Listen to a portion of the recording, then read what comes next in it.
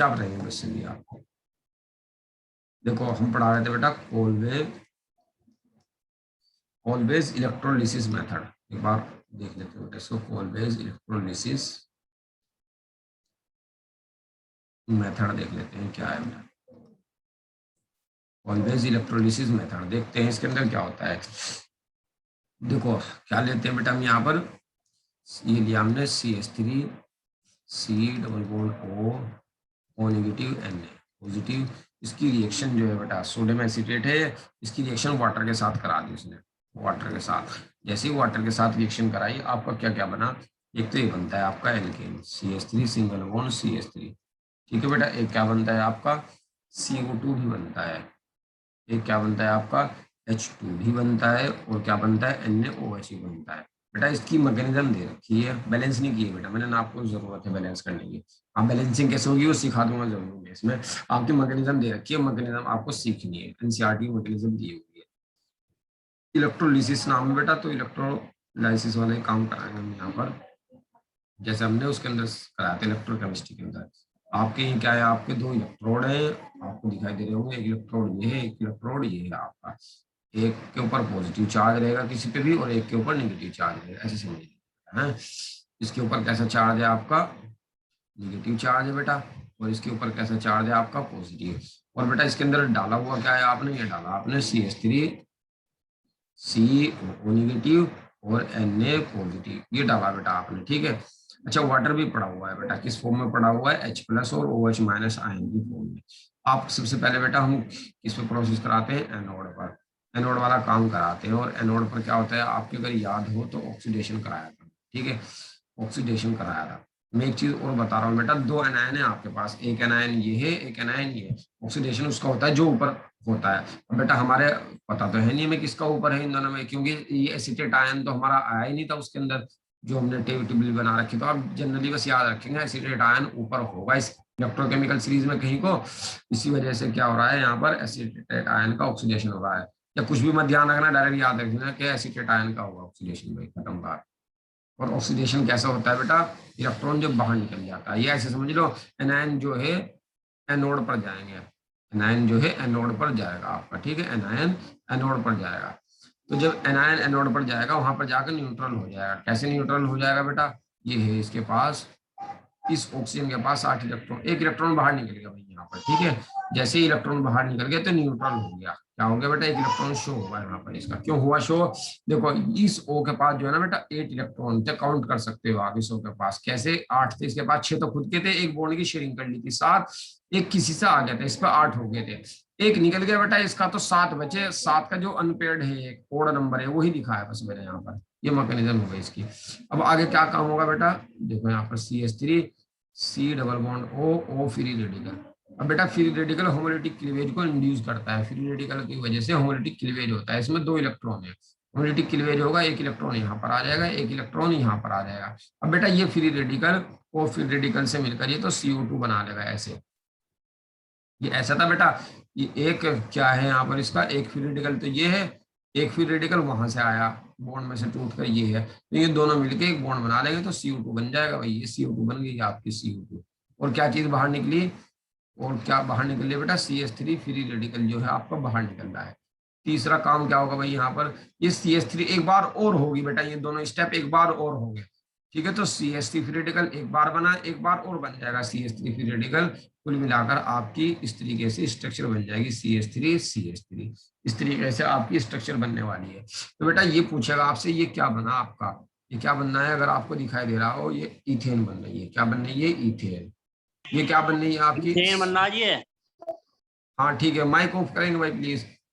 ये इथेन बनना है, ये क्या बनना है आपका, ये CO2 बन रही है, अगर आपको दिखाई दे रहा हो CO2 गैस बन रही है बेटा। ये इथेन भी गैस है बेटा, क्यों गैस है भी देखेंगे बेटा, फिजिकल प्रॉपर्टीज में इसकी, ये भी इथेन भी गैस है, CO2 भी गैस है। तो बेटा एनोड पर 2 गैस बनती है, ये भी एनोड पर बनती है इथेन भी, और CO2 भी कहाँ बनती है, एनोड पर बनता है। अब बेटा कैथोड की बात देख लेते हैं, कैथोड पे क्या होता है, कैथोड पर अभी क्वेश्चन कैसा आएंगे बेटा वो बताऊंगा अभी। बड़ा आसान क्वेश्चन है, बहुत आसान सिंपल, एक हल्की सी बात ध्यान रखनी, सारे क्वेश्चन खत्म हो जाएंगे इसको उसको देखते ही। देखो यहाँ पर कैथोड पर क्या होगा बेटा, आपका रिडक्शन होना है पहली बात, कैथोड पर क्या होना है आपका, रिडक्शन होना है।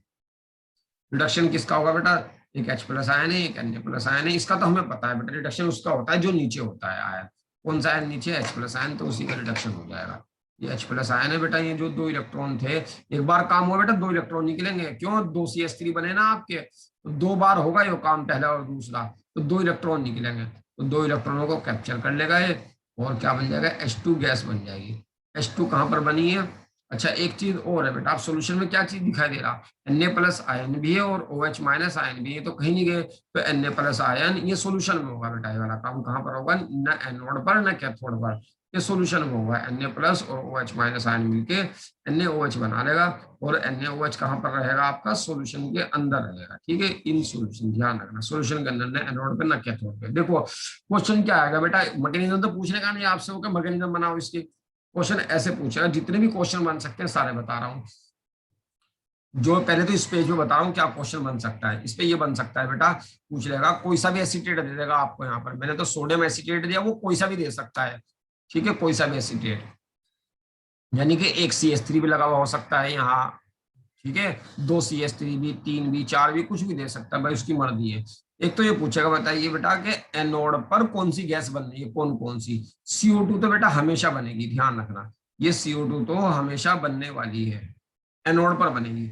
और दूसरी कौन सी गैस बनेगी भाई, ये इथेन, एल्केन बनेगी भाई। एनोड पर 2 गैस बनेगी, कौन कौन सी बनेगी, एक तो इथेन बनेगी, इथेन बनेगी, मीथेन बनेगी, प्रोपेन ब्यूटेन, कौन सी बनेगी कौन सी नहीं बनेगी वो भी बताऊंगा बेटा। फिलहाल तो ध्यान रखना, एक तो एल्केन बनेगी एनोड पर, और एक क्या बनेगा, एक CO2 बनेगा। ठीक है, 2 चीज।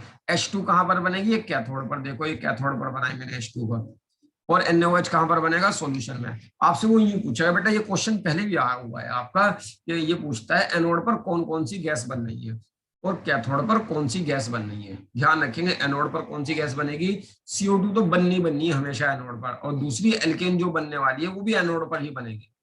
ठीक है, और H2 कहां पर बनेगा, ये हमेशा और हमेशा कैथोड पर बनेगा। अब देखो आपको किस तरीके, एक क्वेश्चन तो ये सोल्व करना है भैया, आपको माइक ऑफ करेंगे भाई। दूसरा क्वेश्चन बेटा ये पूछेगा, देखो आपसे कोई सा भी दे देगा, यहाँ पर सपोज करो यही दे दिया उसने, ये पूछ लेगा बेटा बताइए जब इसका हम इलेक्ट्रोलिसिस कराते हैं एनोड पर कौन सी गैस बनती है। आपको क्या काम करना है बेटा, ये जो CH3 वाला पार्ट होगा इसको ब्रेक करना है, यहाँ पर फ्री रेडिकल बनाना है, और इस फ्री रेडिकल को 2 बार लिखना है बेटा, इन दोनों को जोड़ देना है, और जोड़ने के बाद आपकी एल्केन बन जाएगी, और एल्केन कहाँ पर बनेगी, ये एनोड पर बनेगी। इस तरीके से अब मैं क्वेश्चन दे रहा हूं बेटा, आपको वो क्वेश्चन पहचानने हैं किस तरीके से कौन कौन सी बनेगी कौन कौन सी नहीं बनेगी। देखो एक क्वेश्चन है सबसे पहले आपका, आप समझ गए ना बेटा, ये आपको मिलेगा हर बार, ये जो अल्काइल ग्रुप होगा इसको तोड़कर 2 बार लिखना, और 2 बार तोड़कर जो गैस बनेगी वही एल्केन कहलाएगी, और एनोड पर बनेगी, और उसके साथ CO2 बनना ही बनना है भाई। ठीक है, क्वेश्चन है आपका बेटा, प्रोडक्ट बनाओ, यही क्वेश्चन है आपका, फॉर्म प्रोडक्ट, ये आपका क्वेश्चन है, और आपको इसको सोल्व करना है। देखो कैसे सोल्व करेंगे, सबसे पहला क्वेश्चन अभी पहले लिख देंगे भैया, बाद में सोल्व करना, पहले लिखते चलेंगे। और मैं यहाँ के लिखा बेटा मैंने, सोडियम की जगह के भी लिख सकता है, वो सोडियम पोटेशियम एक ही काम करते हैं। इलेक्ट्रोलिसिस दिखा दिया। दूसरा क्वेश्चन आपका नहीं पूछ रहा बेटा कितनी गैस रिलीज होंगी, कितनी गैसेज रिलीज होंगी, ये पूछा कितनी गैसेज रिलीज होंगी, रिलीज होगी, और कौन सी गैस किस इलेक्ट्रोड पर रिलीज होगी, ये क्वेश्चन है भैया आपका। ठीक है, एक तो बेटा हमने ये बनाया, दूसरा बेटा हम ये बना रहे हैं HCOONA, HCOONA। ठीक है भाई, तीसरा क्वेश्चन बना रहा हूं बेटा मैं यहाँ पर, तीसरा क्वेश्चन सिंपल सिंपल से क्वेश्चन देगा भाई, CH3 CH2 COONA, ये तीसरा क्वेश्चन है। फोर्थ क्वेश्चन दे देते हैं बेटा हम आपको, PH CH2 COONA, ये फोर्थ क्वेश्चन है भैया आपका। ठीक है, एक क्वेश्चन और देते हैं बेटा हम यहाँ पर, फिफ्थ क्वेश्चन और देख लीजिए क्या बन सकता है बेटा आपका यहाँ पर, बस सिंपल सा क्वेश्चन है, ये क्वेश्चन है आपको भैया आपका, CH2 यहाँ पर क्या दे दिया उसने बेटा, COONA, यहाँ पर क्या दे दिया उसने, COOK। ठीक है, इस तरीके से क्वेश्चन सेम भी दे सकता है बेटा, वो अलग भी दे सकता है, बस इतना सा क्वेश्चन है भैया आपका। अब इसको रिमांड पे लेते हैं बेटा हम क्वेश्चन को, मैंने किस तरीके से बताया था बेटा, कैसे बनाएंगे आप प्रोडक्ट को, आप यहाँ से ब्रेक करना है, यहाँ से COO के बराबर वाला जो, CH3 हाँ, और एक फ्री रेडिकल बनाएंगे आप, उस फ्री रेडिकल को 2 बार लिख देंगे फ्री रेडिकल को इस तरीके से, और बेटा उन दोनों को जोड़ देना आप, बस खत्म। एक तो ये बनेगा आपके पास, क्या नाम है इसका, ईथेन, एक तो ईथेन बन जाएगी, और प्लस दूसरी कौन सी गैस बनेगी मैग्नीशियम में, जब देखते हैं बेटा एनोड पर CO2 भी बनती है, CO2। CO2 हाँ, ये तो दोनों बेटा एनोड पर बनेंगी आपकी, हमेशा एनोड पर बनेगी, कहाँ पर बनेगी, एनोड पर। और बेटा H2 भी बनेगी, ये H2 भी गैस ही है, ये वाली कहाँ पर बनेगी आपकी, कैथोड पर बनेगी। कहाँ से बनेगी, ये मैग्नीशियम में हमने दिखाया आपको जिस तरीके से बनेगी। NaOH भी बनेगा, लेकिन वो गैस ही पूछा तो गैस ही बनेगी बस। 3 गैस बनी बेटा यहाँ पर, इथेन बनी, CO2 बनी और H2 बनी। इसके अंदर देखते हैं बेटा कौन सी गैस बनेगी, यहाँ से ब्रेक करो बेटा, जब यहाँ से मैं ब्रेक करूंगा ना, एक तो H2 बन जाएगी H2 और एक CO2 बन जाएगी। इसमें एल्केन नहीं बनेगी भाई, ध्यान रखना, क्योंकि इसमें अल्काइल ग्रुप नहीं है आपका, तो एल्केन भी नहीं बनेगी। 2 गैस बनेंगी आपकी। ये CO2 कहाँ पर बनेगी, अगर आपके याद हो, ये तो एनोड पर बनेगी, एनोड, एनोड ये वाली कैथोड पर बनेगी आपकी। इसकी बात करते हैं बेटा, ये यहाँ से ब्रेक कर लेंगे, अब डायरेक्ट बना रहा बेटा, ये CH3 CH2 ये बना बेटा आपका फ्री रेडिकल। एक और ले लेंगे CO3 CH2 फ्री रेडिकल, एक और ले लिया बेटा फ्री रेडिकल, इन दोनों को जोड़ देंगे और एक बॉन्ड बना लेंगे, तो ब्यूटेन बनेगी भाई यहाँ से, और ब्यूटेन एक CO2 बनेगा और एक H2 बनेगी। ध्यान रखना, एल्केन और CO2, ये एल्केन है आपकी, एल्केन और CO। भाई माइक ऑफ करेंगे प्लीज, माइक ना ऑन हो किसी का भी, जब मैं पूछूं जब बोल देना, वैसे मत बोलना कोई भी। एल्केन और CO2 कहाँ पर बनेगी, एनोड पर। H2 कहाँ पर बनेगी आपकी, कैथोड पर बनने वाली है। इसके अंदर देखते हैं बेटा, यहाँ से भी मैंने इसको ब्रेक कर दिया, तो क्या बनेगा, PHCH2 बनेगा बेटा, ये फ्री रेडिकल बनेगा। एक फ्री रेडिकल और लिख देते हैं, 2 बार लिख देते हैं इस फ्री रेडिकल को, ठीक है। ये दोनों फ्री रेडिकल आपस में मिल जाते हैं, तो इस तरह का एक कंपाउंड बन जाएगा आपका।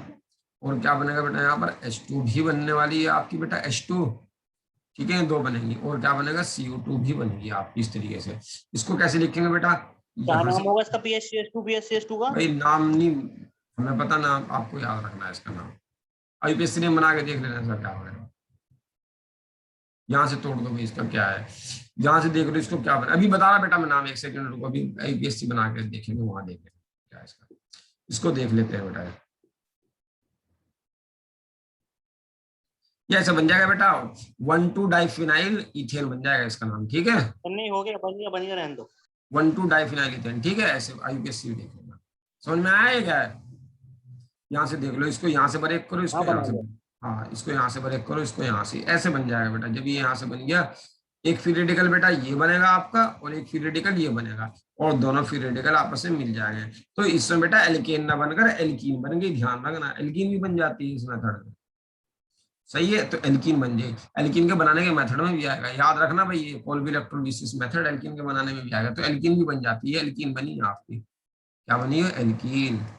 और फिर वही बात है, CO2 और H2O तो आपका बनना है, ठीक है। अच्छा, मैं इसको रफ कर रहा हूँ बेटा, ये तो आपका हो गया पूरा। अब मुझे उम्मीद है, अच्छा एक चीज और थी भाई, अगर आपको ध्यान हो। सर जी, हाँ भाई, लास्ट वाला कैसे तोड़ा आपने, है लास्ट वाला जो करा, क्या करूँ इसका बता, ये फिर बताओ कैसे तोड़ा, कैसे जोड़े थे डबल बॉन्ड वाला। ऊपर वाला आया समझ में, पहला क्वेश्चन। सर ये वाले तो हो गए, लास्ट वाला सबसे 5वां। मुझे बेटा यूं बताओ, ऊपर वाला क्वेश्चन आएगा समझ में पहला, जी CH3 फ्री रेडिकल आया समझ में, कैसे बना ये भी नहीं दूसरा भी रेडिकल आ गया। है। तो बस बेटा यहाँ पर यही क्या है, ये वाला CO बॉन्ड को तोड़ के CH2 को फ्री रेडिकल बनाया, ऐसे बेटा अगले वाले में भी यही काम किया, इस COO को तोड़कर CH2 में फ्री रेडिकल बनाया, 2 फ्री रेडिकल आपस में कंबाइन करेंगे, जोड़ दिया बस इनको, और क्या है। जैसे ऊपर वाला, हाँ जैसे ऊपर वाले बनाए ना सारे, वैसे ही बनाया नीचे वाला भी, ऐसे ही 5 बनाया। सेम है क्वेश्चन, कुछ अलग ही नहीं है बेटा। जैसे इसको तोड़ के पूरी मैकेनिज्म दिखाई मैंने, CH3 फ्री रेडिकल आता है, वैसे उसी मैकेनिज्म से बेटा ये टूटेगा और यहाँ पर फ्री रेडिकल आएगा, उसी मैकेनिज्म से ये भी टूटेगा, यहाँ पर फ्री रेडिकल आएगा, ये दोनों फ्री रेडिकल जुड़ जाएंगे बस, और कुछ नहीं है इसमें भाई, सही है सर। हाँ भाई सर मीथेन क्यों नहीं बन सकती इससे, बेटा बॉन्ड तोड़ना पड़ेगा, बॉन्ड नहीं टूटता इस मैकेनिज्म में, ये वाला बॉन्ड नहीं टूटता भाई कहीं, बॉन्ड वो टूटेगा, उस कार्बन वाला बॉन्ड टूटेगा बेटा, जिससे COO ग्रुप लगा रहेगा मैकेनिज्म में, जो हमने बताया अभी आपको, CO2 जब भी निकलती है, तो ये वाला बॉन्ड टूट सकता है बेटा, ये वाला नहीं टूटती, ये वाला बॉन्ड नहीं टूटता भाई, ये वाला नहीं टूटना, ध्यान रखना, यही टूटेगा, तो यहाँ फ्री रेडिकल आया, सर तीसरा चौथा क्वेश्चन में CH3 CH2 वाला नहीं टूट सकता बीच का इनके? भैया अपनी मर्जी से थोड़ा ही तोड़ रहे हैं हम इसको, हमने ऐसे बनाया था इस नहीं तरीके से। वही तो कह रहा, देखो CO यहाँ, वाली तो टूटेगा ना। ये ऐसे है, हमने मैकेनिज्म को देखो, मैकेनिज्म में क्या सिखाया हमने, ऐसे बनाया हमने इस तरीके से, ये पीरियडिकल बना था, यहाँ पर फंक्शनल ग्रुप से तोड़ना बस है। हाँ ये वाला बॉन्ड टूटेगा हमेशा, जो इस ये ठीक वाला है जी, ऐसे, ठीक है, ठीक। ये ऐसा और ये वाला ऐसा, तो इसका बनेगा बेटा फ्री रेडिकल, हमेशा इसी का बनना फ्री रेडिकल, जो CO ग्रुप के साथ लगा रहेगा, और कहीं से मत तोड़ देना, गलत हो जाएगा आपका क्वेश्चन। समझ गए भाई? मेथेन नहीं बन सकती सर इससे? हाँ बेटा, मेथेन नहीं बन सकती इससे? हाँ मेथेन नहीं बननी है। क्यों नहीं बननी मेथेन? वही बात है, एक फ्री रेडिकल बनेगा आपका, तो एक और रखना है इसके साथ, तो बेटा इथेन ही बन सकती है, या इथेन से बड़े वाले कार्बन ही बन सकते हैं, इसमें मीथेन नहीं बन सकती। क्यों नहीं बन सकती? वो मैकेनिज्म में दिखाई देते हैं हमें, CH3 फ्री रेडिकल है, जोड़े किसके साथ, उसको एक फ्री रेडिकल नहीं मेथेन कहलाता, अपनी तरफ से कुछ नहीं इसमें कम ज्यादा करने, तो इस वजह इससे बन सकती थी मीथेन, तो अब ये तो हुआ ही नहीं स्टेप कहीं पर भी, तो इस वजह से मेथेन इसके अंदर नहीं बननी भाई। ठीक है, एक कार्बन वाली एल्केन नहीं बनती, एक से ज्यादा कार्बन वाली एल्केन इसमें बन जाती है, और इसका भी यही ड्रॉबैक है भाई। फ्री रेडिकल बना इसमें भी जैसे वुड्स रिएक्शन में बना था, अब ये फ्री रेडिकल बनाना तो सिमेट्रिकल एल्केन में ही बनाने में यूज होगा भाई, ध्यान रखना है, ये मेथड सिमेट्रिकल एल्केन बनाने में यूज होगा, सिमेट्रिकल एल्केन ही बनाते हैं इसके साथ बेटा, इसमें सिमेट्रिकल एल्केन बनाने में यूज होता है, मेथड बनाने में यूज होता है। ठीक है, और अनसिमेट्रिकल एल्केन नहीं बनाते इससे हम, अनसिमेट्रिकल, कारण हमने वुड्स रिएक्शन में बता देता भाई, अनसिमेट्रिकल एल्केन नहीं बनाते, एल्केन नहीं बनाते इससे। क्यों नहीं बनाते बेटा? वही बात है बेटा, फ्री रेडिकल बनेगा, फ्री रेडिकल बनेंगे, ये फ्री रेडिकल बनना है, यहाँ भी वुड्स रिएक्शन में भी यही फ्री रेडिकल बनना था, फिर मिक्सचर बन जाएगा गैसेस का, मिक्सचर फिर परेशान करेगा, इस वजह से हम अनसिमेट्रिकल नहीं बनाते। कहाँ क्या बनाते हैं? सिमेट्रिकल, ये ड्रॉबैक है इसका। समझ गए भाई? वुड्स रिएक्शन देखना ध्यान से क्या थी। फिजिकल प्रॉपर्टीज की बात करते हैं भाई, क्या है फिजिकल प्रॉपर्टीज?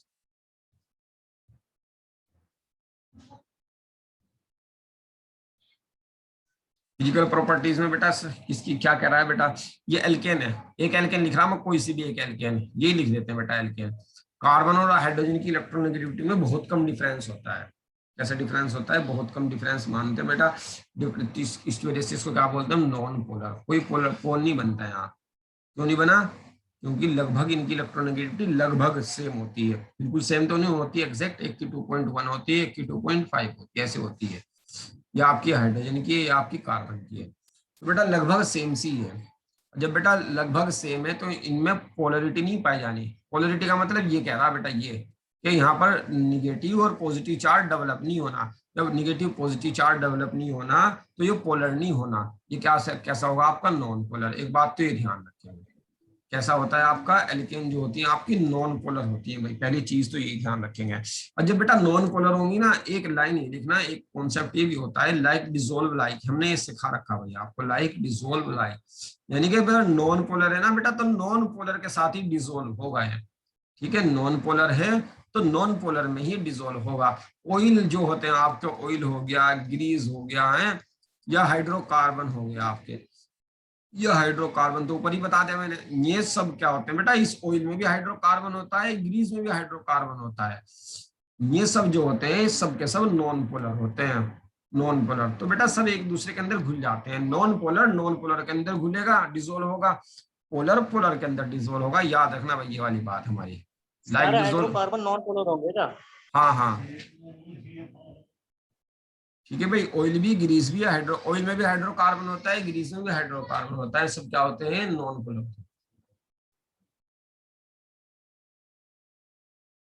देखो आगे देखते हैं भाई क्या है इसके अंदर, समझ में आया भाई ये पेज? उम्मीद करते हैं समझ में आया होगा भैया आपके।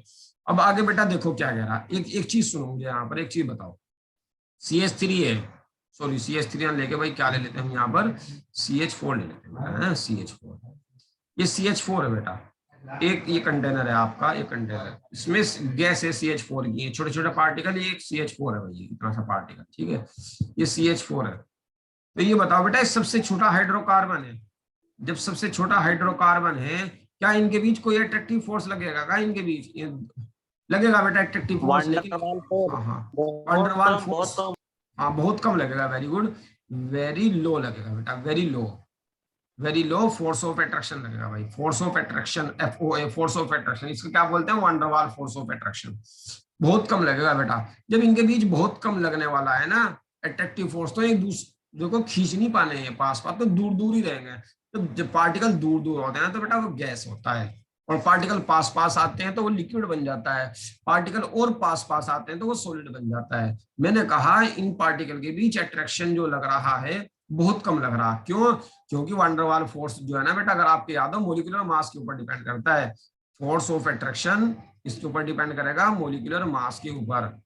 और इसका तो मॉलिक्यूलर मास सबसे कम है भाई अपनी हाइड्रोकार्बन में, एल्केन का, मीथेन का मॉलिक्यूलर मास कम है, तो वैन डर वाल फोर्स ऑफ अट्रैक्शन भी कैसा रहेगा आपका, कम रहेगा।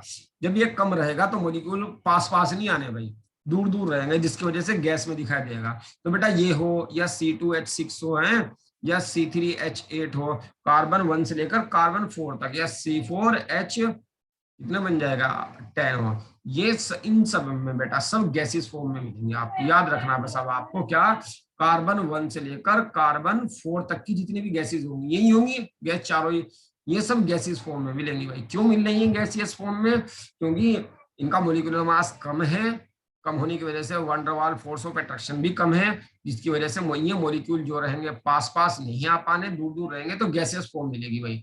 अब कार्बन 5 से कार्बन 17 तक जो दिया बेटा उसने, इनका मॉलिक्यूलर मास थोड़ा ज्यादा बोल रहा है बेटा।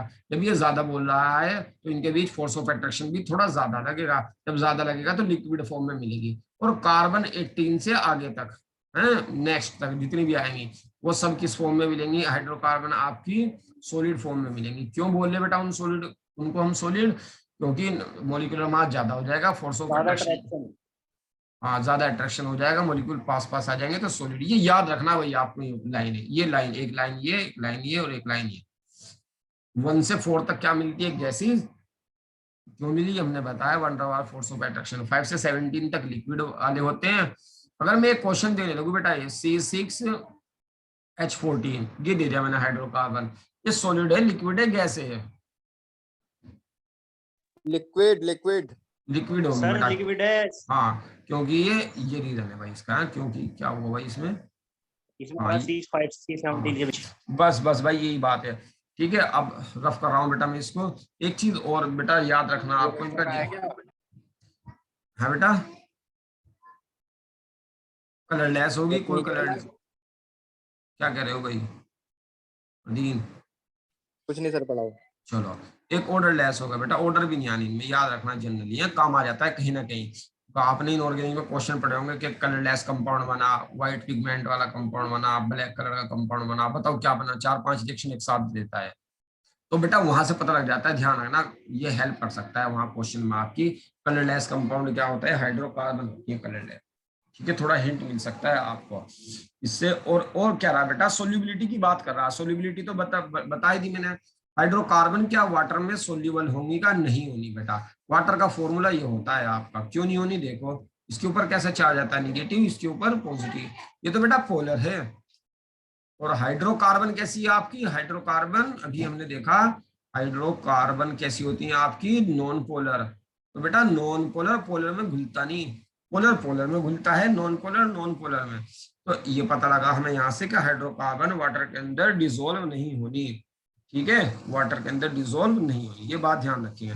अब बेटा ये बोला, देखो यहाँ पर कुछ वर्ड बोले उसने, एक तो पेट्रोल बोला, पेट्रोल ध्यान रखना, पेट्रोल भी क्या होता है बेटा, हाइड्रोकार्बन का मिक्सचर। ठीक है, पेट्रोल बोल रहा है, पेट्रोल के बाद क्या बोल रहा है, ग्रीस बोल रहा है, ग्रीस, ग्रीस में भी क्या होगा बेटा, हाइड्रोकार्बन का मिक्सचर। ऑयल बोल रहा है बेटा, ऑयल, ऑयल भी क्या होगा आपका, हाइड्रोकार्बन का मिक्सचर। तो ये तीनों चीज एक दूसरे, ये चौथी चीज क्या बोली बेटा हमने, अलग से ही हाइड्रोकार्बन लिख रहा है, ये हाइड्रोकार्बन तो ही एक अलग से लिख दिया मैं।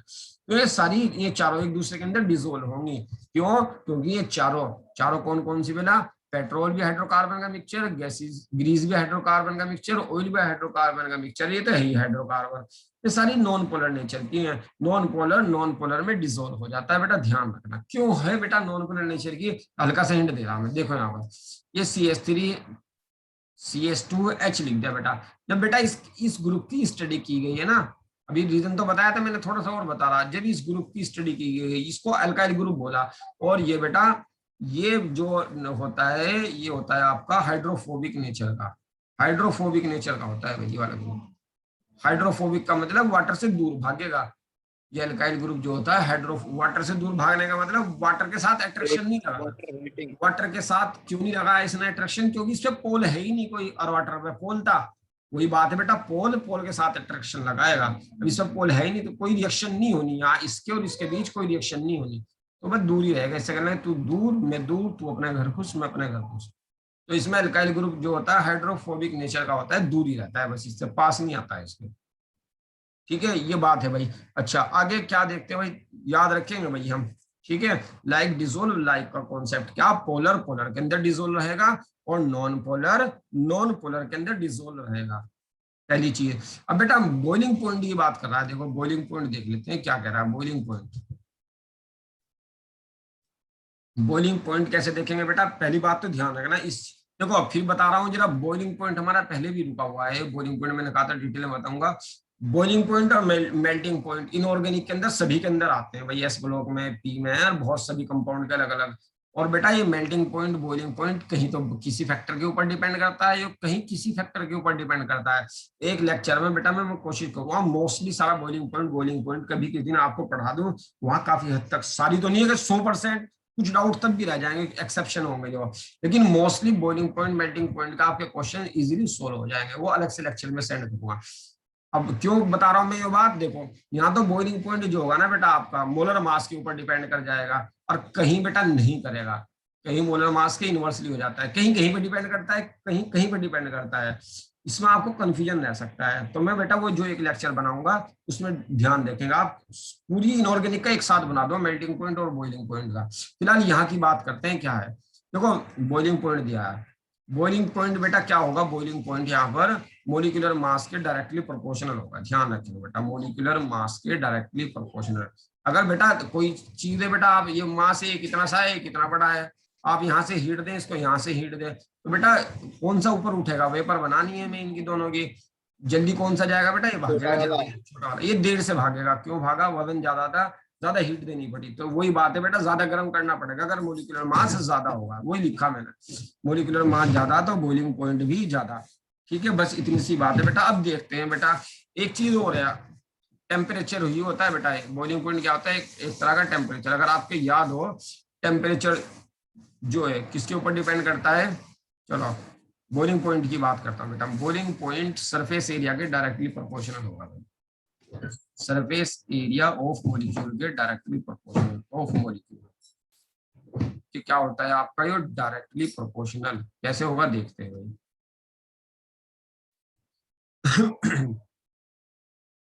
देखो एक चीज बताओ बेटा मुझे, यहाँ पर वही बात है बेटा, एक तो CH3 का पार्टिकल है, CH4 का ले लेते हैं बेटा, है, और एक ये आपके पास CH3 सिंगल बॉन्ड CH3, एक और लिख रहा बेटा मैं पार्टिकल यहाँ पर CH4 का। इन मॉलिक्यूल के बीच कुछ ना कुछ अट्रैक्शन लगेगा, एक यहाँ पर लिख रहा बेटा मैं CH3 सिंगल बॉन्ड CH3, यहाँ पर ही बेटा मॉलिक्यूल के बीच कुछ अट्रैक्शन लगेगा। ज्यादा अट्रैक्शन कहाँ मिलेगा बेटा, यहाँ पर, क्योंकि सरफेस एरिया इसका ज्यादा है। ये वाला एरिया सरफेस का एरिया इसका या इसका, ऊपर का ले लो चाहे नीचे का ले लो, सरफेस एरिया क्या है बेटा ज्यादा। यहाँ पर सरफेस एरिया कैसा है, ये वाला या ये वाला, ये कम है, सरफेस एरिया ज्यादा होता है ना बेटा, तो अट्रैक्टिव फोर्स भी मॉलिक्यूल के बीच लगने वाला ज्यादा हो जाता है। अब बेटा जब ये जुड़ गए, वान डर वाल फोर्स से जुड़ गए, फोर्स ऑफ अट्रैक्शन लग गया यहाँ पर, थोड़ा ज्यादा लगा, क्यों लगा ज्यादा यहाँ पर, क्योंकि इनका सरफेस एरिया ज्यादा था, सरफेस एरिया ज्यादा होने की वजह से फोर्स ऑफ अट्रैक्शन ज्यादा लग गया। अब बेटा मुझे हीट देनी है, बॉइलिंग पॉइंट वाला कॉन्सेप्ट लगाना, हीट देनी है इसको। तो बेटा जब बॉइलिंग पॉइंट का मतलब वेपर बनाना, जब ही वेपर बन सकती है इसकी, जब यहाँ से ये वान डर वाल फोर्स ऑफ अट्रैक्शन जो लगाना बेटा, ये ब्रेक हो जाए, ये ब्रेक हो जाए वान डर वाल फोर्स ऑफ अट्रैक्शन। ठीक है, अब मैंने बताया ये तो ज्यादा लग रहा है यहाँ, जब ज्यादा लग रहा है ना तो ज्यादा हीट देनी पड़ेगी, तब ये अलग अलग होंगे, ऊपर वाला पार्टिकल अलग हो जाएगा, नीचे वाला पार्टिकल अलग, जहां ये अलग हुए तो इनकी वेपर बन जाएगी।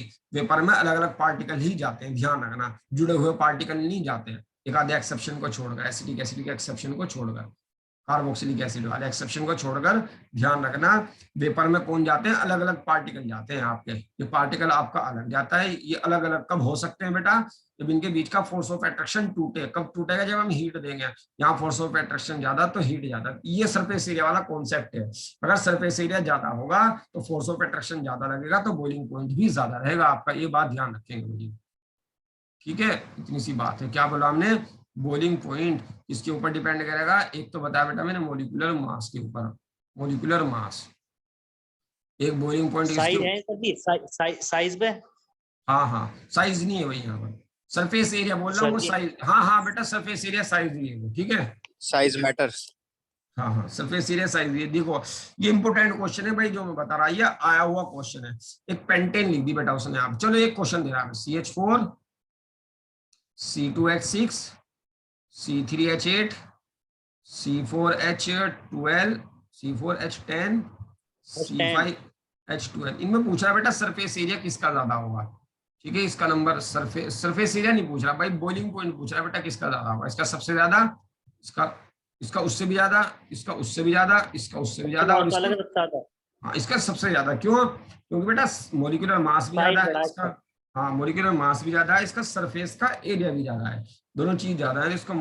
अच्छा एक क्वेश्चन ये आ रहा बेटा, ये वाला क्वेश्चन आया हुआ है आपका, ये दे दिया उसने, लिखेंगे भाई जल्दी से 20 को। CH3 एनसीईआरटी में दिया हुआ, ये आया हुआ भी क्वेश्चन है भाई आपका। CH2 एक तो ये दे दिया बेटा उसने, एक और दे दिया उसने वहां पर CH3 CH, यहाँ पर क्या दे दिया उसने CH3, और यहाँ पर क्या दे दिया CH2 CH3, एक मॉलिक्यूल और दिया बेटा उसने CH3 CH3 CH3।